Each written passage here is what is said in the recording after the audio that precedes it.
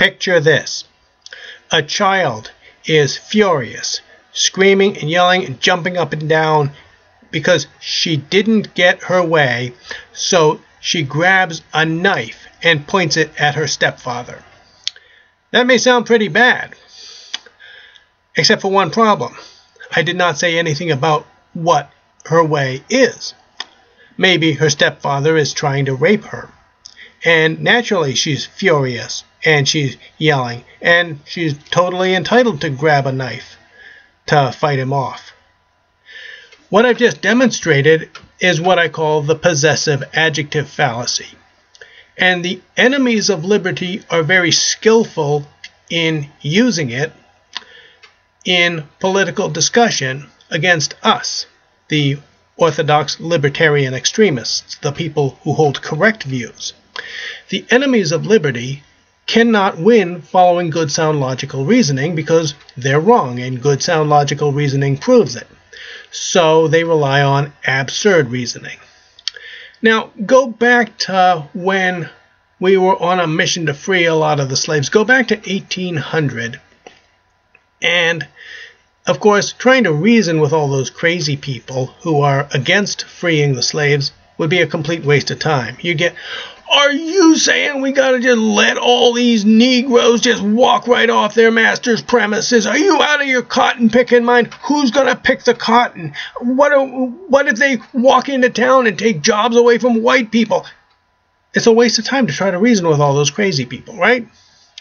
And since they won't be reasonable, we have no duty to reason with them or to rely on reasoning with them. Now, what if we organize in Philadelphia, Pennsylvania, and we put out a notice? Hey, if you're keeping slaves, we're going to shoot you. We're going to start with Newcastle County, Delaware. Anyone keeping slaves, we're going to shoot you, we're going to kill you. And if law enforcement comes after us, we're going to assassinate the sheriff. We're going to work our way south and free the slaves by killing the slave drivers in order to deter people from keeping slaves. Okay? By the way, notice I said deter. Deter sounds good. Intimidate sounds bad. Okay? Law enforcement says that they're out to deter people from breaking the laws, and I say that they are out to intimidate people into obeying blatantly unjust laws. But on that note, let's say we're on this mission to deter people from keeping slaves by going out and taking out slave drivers and any sheriff when their law enforcement in that county is coming after us.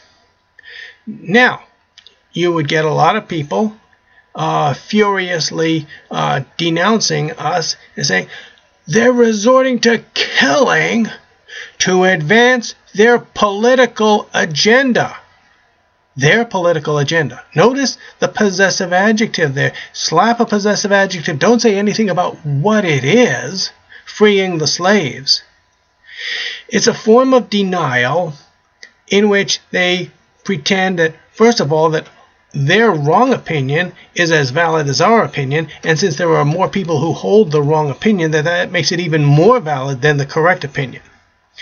They totally ignore any lines of reasoning by which we can prove that our opinion is correct and that this is the right thing to do.